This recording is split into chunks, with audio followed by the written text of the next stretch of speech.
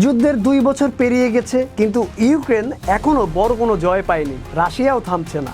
এমন অবস্থায় পশ্চিমা দেশগুলো ভাবছে এই যুদ্ধে যদি জয় নিশ্চিত না হয় তাহলে এত রিসোর্স ঢেলে কি লাভ। তারা এখন আলোচনার দিকে তাকাচ্ছে। অনেকেই চাচ্ছে যুদ্ধ একবারে থেমে না গেলেও অন্তত স্থির হয়ে যাক, একটা ফ্রোজেন কনফ্লিক্ট, যেন রাশিয়া ইউক্রেন অফিসিয়ালি না হলেও বাস্তবে যুদ্ধ থামিয়ে ফেলে। তাতে করে সবাই ধীরে ধীরে তাদের ফোকাস অন্য জায়গায় দিতে পারবে। সত্যি বলতে আন্তর্জাতিক রাজনীতি কখনোই স্থায়ী বন্ধুত্ব বা শত্রুতার জায়গা না, সবার আগে নিজের স্বার্থ।